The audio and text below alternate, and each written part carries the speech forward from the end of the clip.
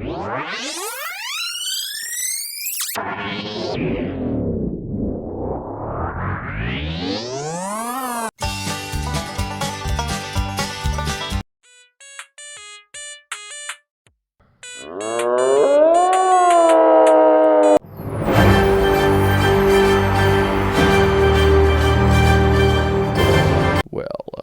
could have, I really wasn't sure.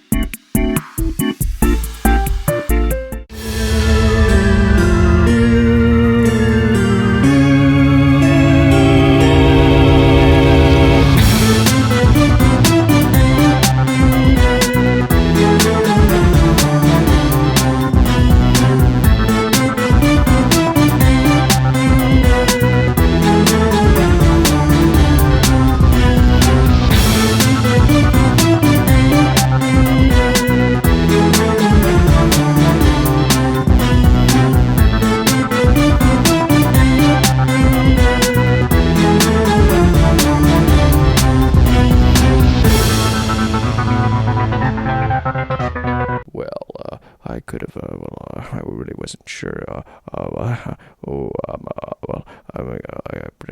have a slight problem with making decisions. It's not the best.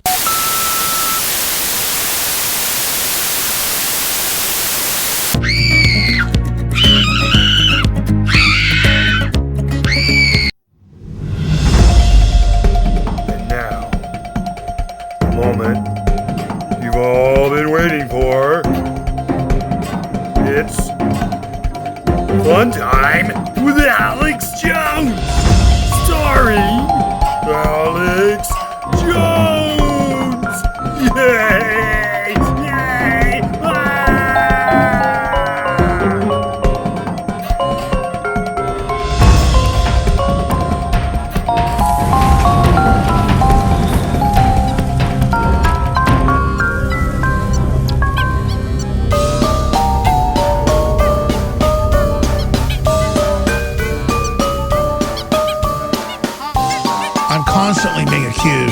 orders from Israel.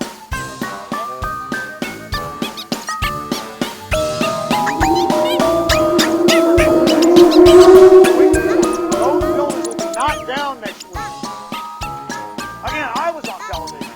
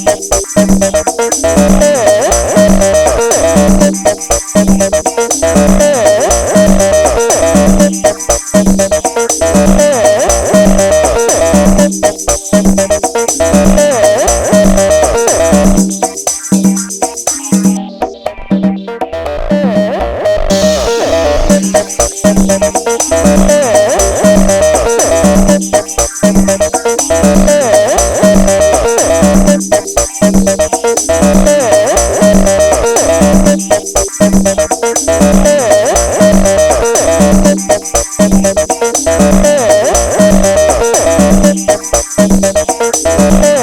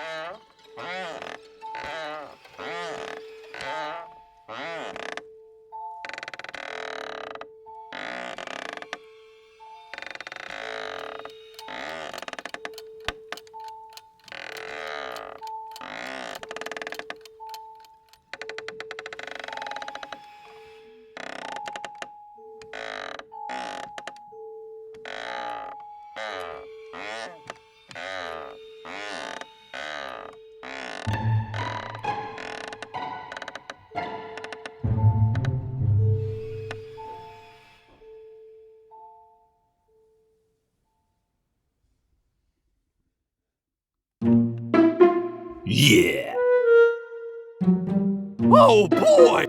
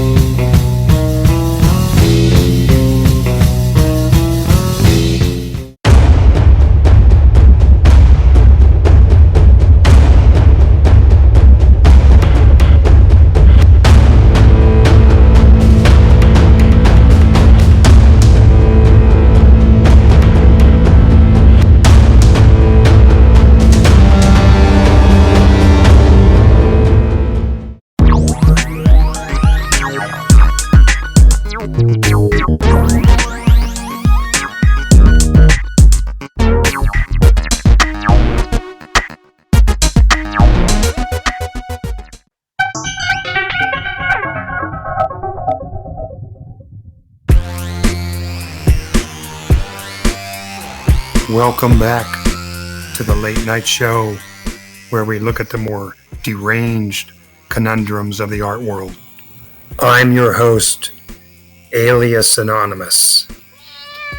Tonight's WTF, the Spanish fresco Ecce Homo and one elderly woman's attempt to restore it.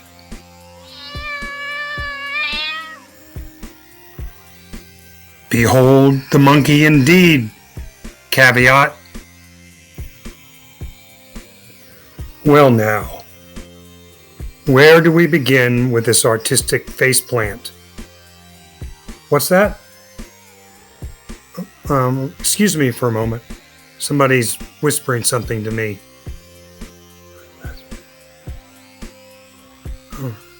Oh, okay. Good idea. The King of Hearts tells me to, and I quote, begin at the beginning and go on till you come to the end. Then stop.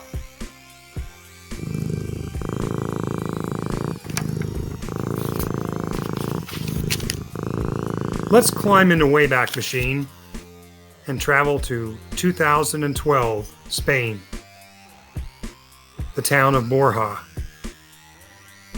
81-year-old amateur painter Cecilia Jimenez looked upon the worn face of Christ in the fresco Ecce Homo on the wall of her church and thought to herself, I alone can fix this.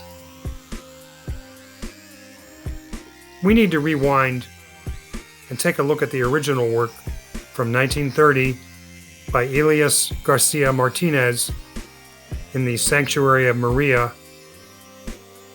the 2012 degraded version of the artwork, and the restoration, quote unquote, by Cecilia.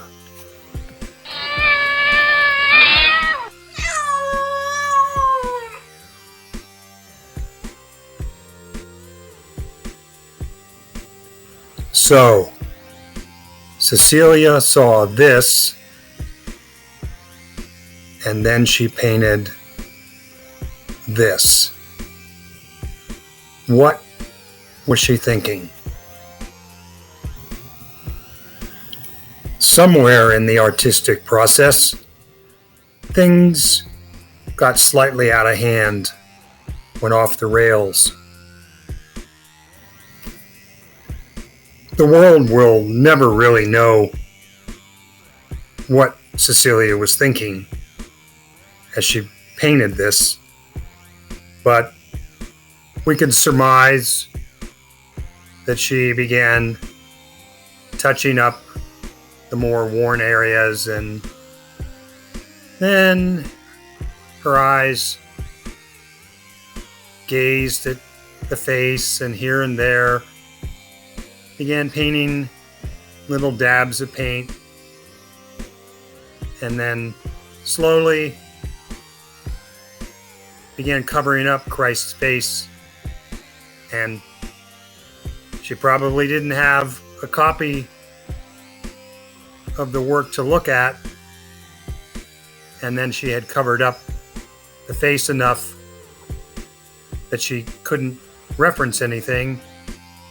And then somehow, maybe she was trying to remember where his eyes were looking and the mouth. Good Lord, those eyes, which once gazed off into the distance, now those dark pupils stare straight at the viewer, as if to try to comprehend what had happened to Christ, and that funny mouth that cocked at an angle, misshapen, nothing like the original. Well, my, what more can be said about this?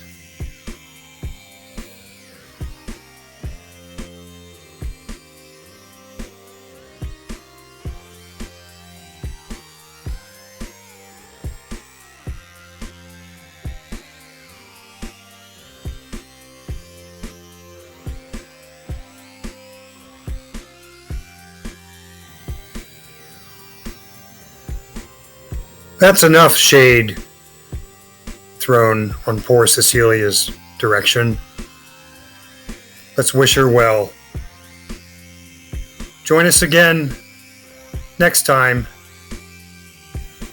and we'll cast our net into the deep sea of artistic derangement and see what we haul up. Nighty night. From me and Caveat, the Latin cat.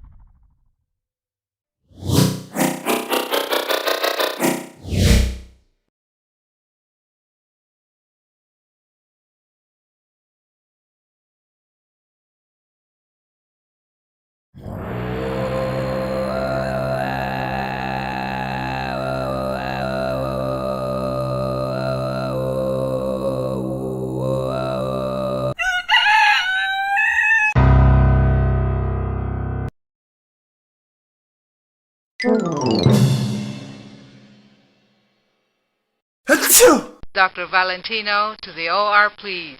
Dr. Valentino to the OR, please.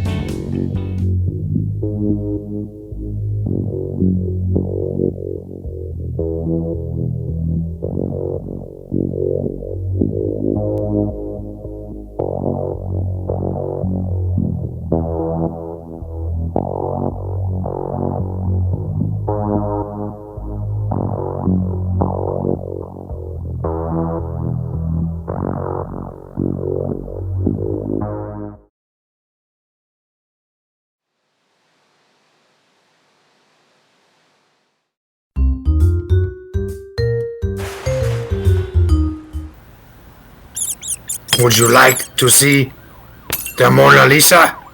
I know a guy who knows a guy who can show it to you right now. You're really gonna like it.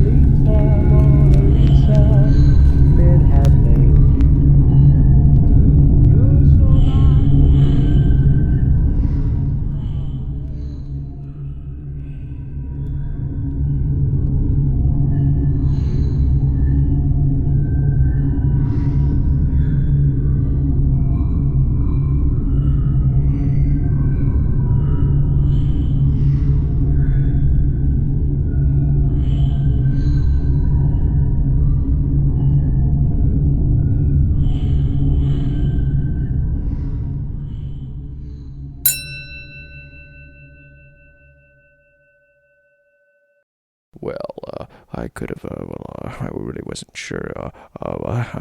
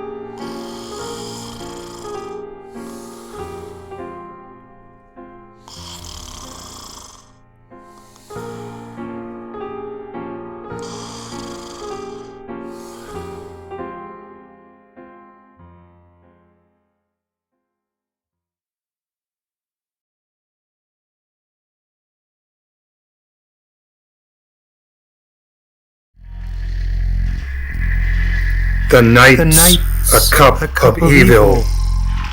The shrill whistle of a policeman pierces it like a vibrating pin. Hey, you, slut. How come if you're gone, the wave's still black and still makes me burn? The earth has edges of coffin in its shadow. Hey, you, slut. Don't come back. My flesh swims in a cup of darkness that still makes me ache. My flesh swims in her, as in the marshy heart of woman. Astral ember, I felt dry caresses of clay fall upon my diaphanous lotus. Ah, woman. For you exists the flesh of instinct. Ah, woman. That's why, oh black chalice, even now that you're gone, I choke on the dust, and so many more desires to drink in my flesh, stamp their hooves in my flesh.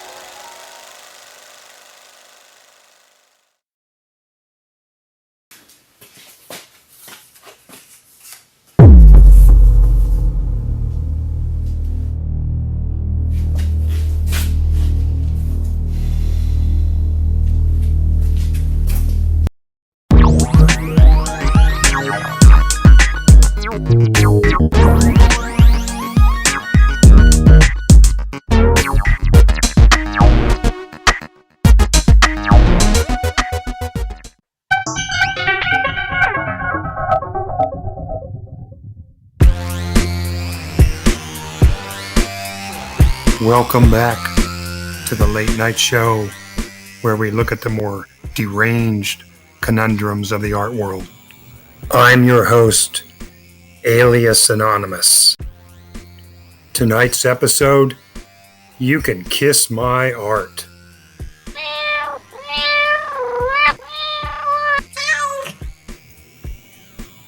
On Art Damage, we're going to ask the eternally important questions. Where do you draw the line? And do you know where the line is? Cy Twombly certainly knew where to draw the line. He drew the line all over his canvases in huge, colorful scrawls, in wordless, asemic writing, in cryptic references to Greco-Roman myths and history. Philosophically, he saw no artistic line he wouldn't cross, angering the public and other artists who didn't see what he created as art. But that's a whole other kettle of fish. Rindy Sam apparently saw his paintings as art, so much so that the 30-year-old French-Cambodian woman was inspired by passion to plant a lipstick kiss on a pure white panel, part of a triptych titled Phaedrus by Twombly, thus leaving a bourgeois rouge best lip print that was impossible to remove from the $2.5 million painting. That July 19th, 2007 day at the Museum of Contemporary Art in Avignon, France, Rindy Sam lost sight of the line, if she ever knew where it was. Moved by some internal urge, she didn't see the art as belonging to someone else, and as she would say in court later, she committed an act of love. I didn't think when I kissed it, I thought the artist would have understood. The prosecution had a decidedly different view, describing Rindy's kiss as a revolting, bestial act of cruelty, a rape, and aggressive as a punch. Agnès Tricoire, plaintiff Yves Lambert's lawyer, said, "I do not share her vision of love. For me, love requires the consent of both sides." She asked for $2,878,000 in damages, including $47,000 cost for the restoration of the painting, which required 30 different products and was still unsuccessful in returning Twombly's painting to its original state. Ultimately, the court ruled that Rindy Sam pay a fine to the owner of the gallery, to the owner of the painting, and a symbolic €1 to artist Cy Twombly. Rindy Sam joined a long line, albeit less obviously violent, of maniacs who've slashed, thrown acid, set off bombs, shot at, objects thrown, and otherwise acted out private grievances and rage against works of art. These include assaults on Picasso's Guernica, Rodin's sculpture The Thinker, Michelangelo's David, 3 different attacks over a century on Rembrandt's The Night Watch, and 3 attacks on the Mona Lisa. Mona Lisa, Mona Lisa, men have maimed you. Even Rindy's lipstick incident is not the first of that kind. In 1912, 1977, and 1998, there were acts of kissing vandalism on various paintings. Geez Louise! Heavens to Murgatroyd! And holy shit, caveat. The loonies are always on the loose in our weird, weird world. Seen in the light of slashers, acid throwers, and their ilk, it's tempting to forgive Sam's more quiet, almost romantic gesture, but it's still vandalism because she permanently marred a work of art created by someone else. It doesn't matter the value monetarily of the art. It didn't belong to her, and she crossed that invisible line in her act. Being an artist herself, so it's reported, she should have thought about how she would have felt if someone else permanently altered art she had labored to create. Perhaps she should create paintings and then kiss them with her signature lipstick. I'm sure, given her notoriety, she could find a market for them.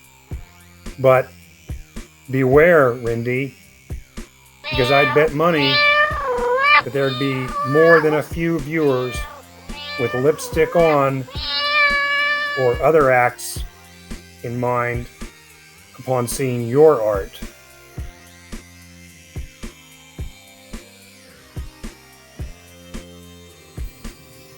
Well, that's it for tonight's show. Join us again next time, and we'll cast our net into the deep sea of artistic derangement and see what we haul up. Nighty-night from me and Caveat, the Latin cat.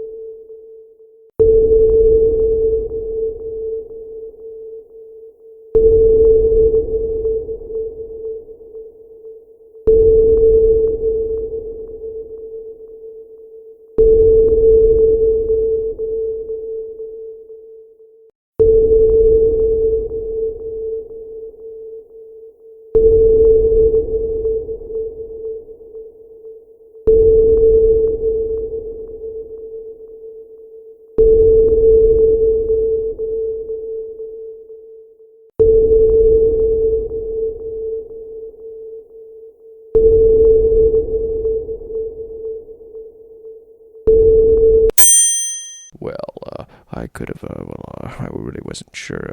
I really kind of have a slight problem.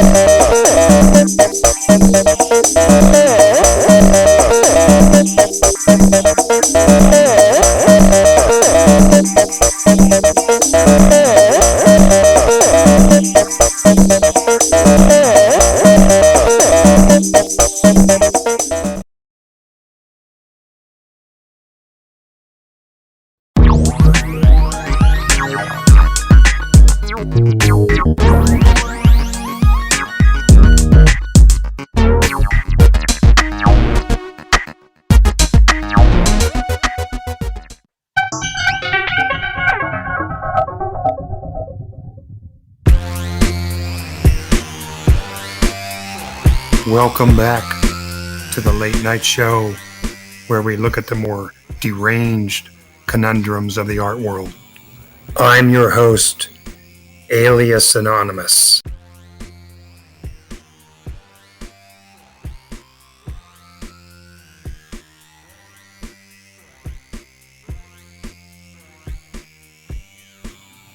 I want you to watch Art Damage.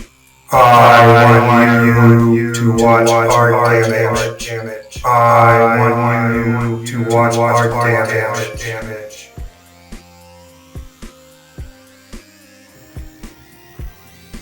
On tonight's show, history of propaganda art. From around the globe, from the past to the present.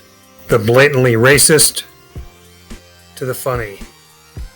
Different styles, examples, and moods. Hear the term propaganda, and what's the first thought that comes to mind? Information that's created to push an agenda with a distinct negative tone. It's sometimes political, religious, or corporate.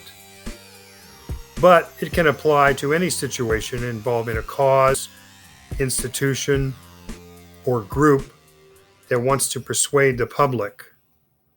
Propaganda is spread through all forms of media in a coordinated way to reach a maximum number of people. In fact, the origins and history of the term show it to be neutral before the modern sense of negativity we immediately associate with it.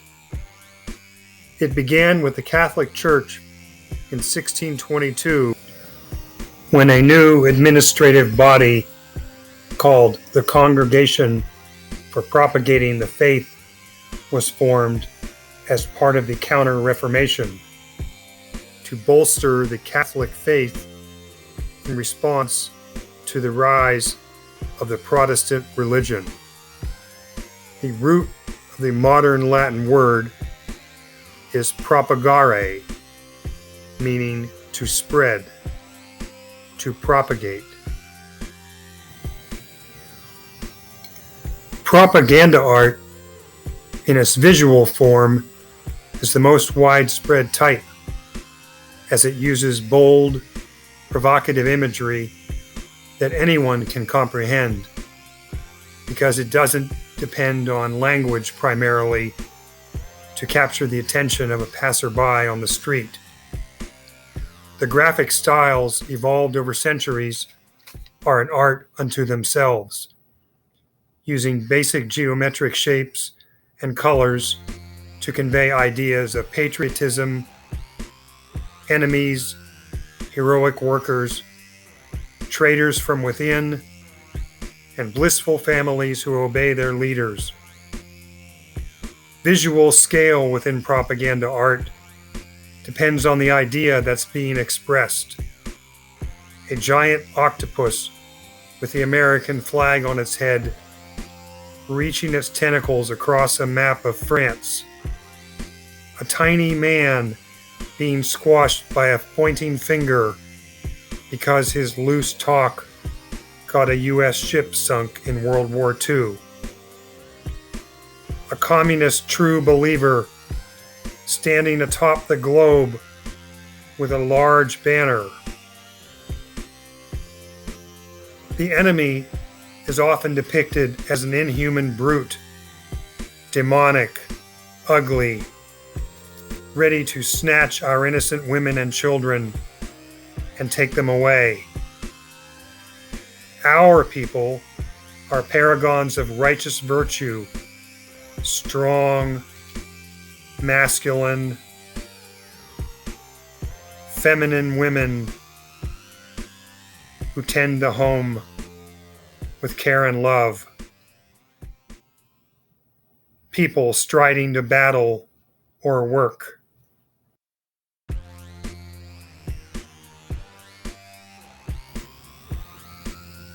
Let's take a look more closely at some dramatic examples of propaganda art from different countries and used for different purposes. First up is a Soviet space race poster from 1960 by Konstantin Ivanov titled "The Road is Open for Humans." It is about the launch of Belka and Strelka, two dogs, into space before the first human missions. It's a classic portrayal of scientific heroism in the name of communism forging the human future. Basically, three contrasting colors, red, beige, and blue, with a bit of gray, black, and white. A stalwart man in profile looking into space who represents communism, holding a rocket with the images of the two dogs who are about to go off into space. The man is outsized in relation to the Earth behind him. The orbit of the rocket is shown in a white spiral around the globe. On the rocket, we see the Soviet symbols, a red star and a hammer and sickle. It's meant to convey confident seriousness about the cause of communism conquering space.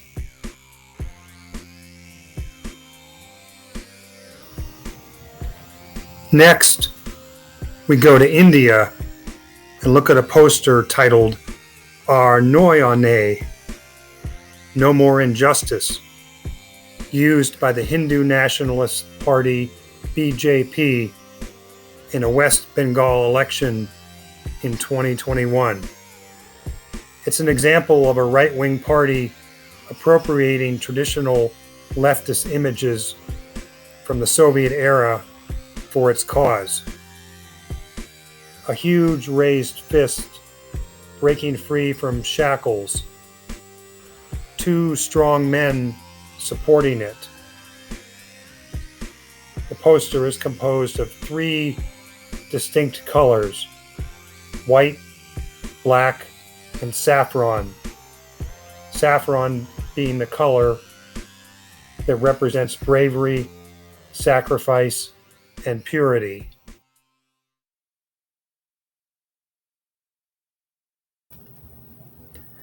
And finally, tonight's last examples are two that show Nazi-era anti-Semitism in an untitled Dutch poster and a German one from the collection of a Belgian man named Arthur Langerman.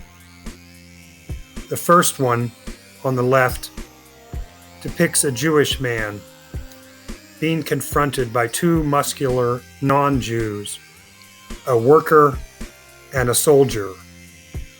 The Jew is shown in the typical anti-Semitic style as a fat, bespectacled urban man pose in a tux and spats, lounging in an armchair with a cigar, large nose, bulging lips. He's got a little yellow star on his jacket just to make sure you identify him as a Jew. The title translates as "Together we will crush him." Charming message. This image of a typical Jew is actually less offensive than many others of the time, which artists of the era took relish in portraying as hideous lechers, rats, lice, and other vermin. Again, bold visuals show these hypermasculine Aryans as about to kick some bloodsucker Jew butt. The second poster shows yet again an urban Jew, top hat, fancy clothes, huge drooping nose, scowling face, being pointed out by a giant finger. Attention, Jew, presumably being identified by society as a dreaded Jew. These two posters are just a small drop in the bucket of all the anti-Semitic propaganda that flourished for decades in Europe preceding the Nazis and the Holocaust. Beginning in childhood, German children played board games that depicted Jews in the most negative light, and through nursery rhymes and other methods, small minds were molded to grow up to be Jew haters without any sense that what they were doing was wrong, because they were brainwashed from the time they were toddlers to dislike, suspect, and hate Jews. That's, in a nutshell, how propaganda works. Because the masters of propaganda disseminate their messages in many different forms so that it comes at you from all sides in subtle ways and also in big ways. But it seeps into your brain and distorts your thinking to where you can't see reality in a sane way anymore, and you've been trained to think a certain way and hate certain people, certain religions, certain countries. And conversely, you're taught to have unwavering devotion and love and sacrifice for causes and people like Dear Leader. Dear Leader being Charlie Manson, Jim Jones, Stalin, a TV preacher, fill in the blank. But good news, cats and kitties, because with the power of critical thinking and being an eternal doubter, you can perhaps pierce the bubbles of illusion and delusion that forces want you to be swayed by, and therefore lead a saner life. Well, that's enough propaganda for one night. Join us again next time, and we'll cast our net into the deep sea of artistic derangement and see what we haul up. Nighty night from me and Caveat, the Latin cat.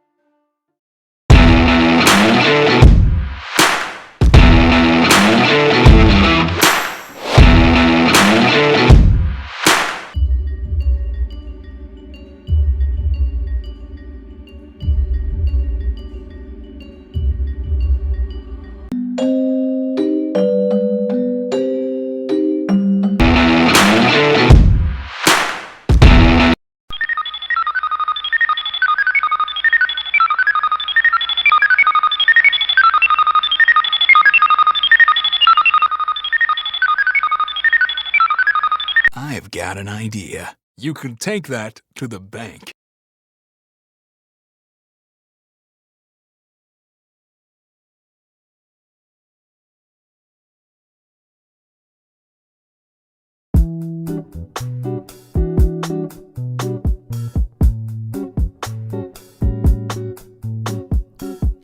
They say jellyfish are lazy, but I don't think their lives are that crazy. Soft-bodied sea creatures showing off their curvy features. They don't seem to give a fuck, swimming around testing their luck. I'd like to be a jellyfish, it's a dream of mine. My only wish, we're all just animals, living meaningless lives with unachievable goals. Why can't we be like the jellyfish, gelatinous creatures that don't give a shit, bell-bodied bitches that leave you in stitches? I try to justify my life by convincing myself of complex lies. Why can't I just be free, like these fish made of jelly? I'd like to be a jellyfish. I'd like to be a jellyfish. Why don't you be a jellyfish with me?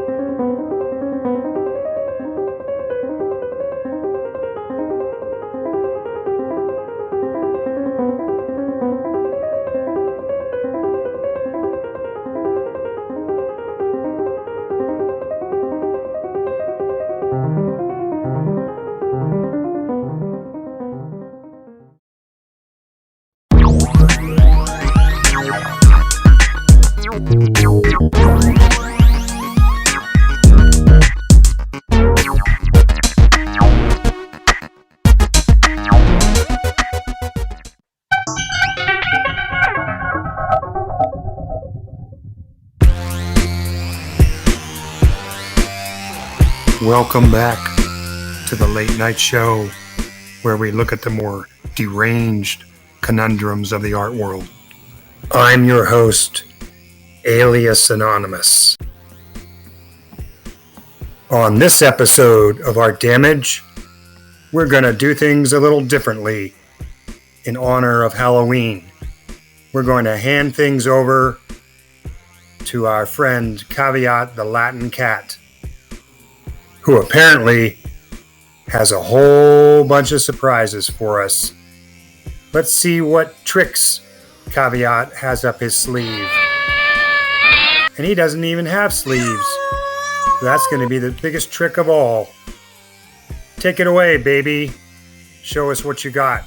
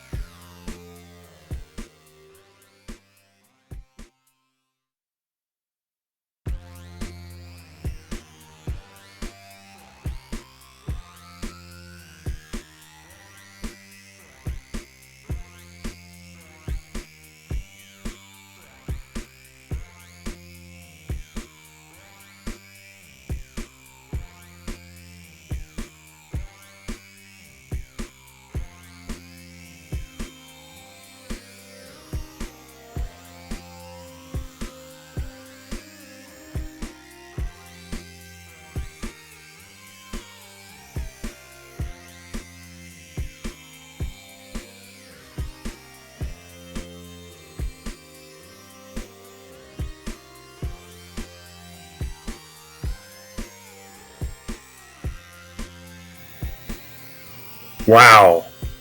Once again, Caveat brought the goods. We had international horror movie posters, a skeleton church, and weird and strange costumes from the past to the present. Thanks, Caveat. Thanks, thanks, thanks. Join us again next time, and we'll cast our net into the deep sea of artistic derangement and see what we haul up. Nighty night from me and Caveat, the Latin cat.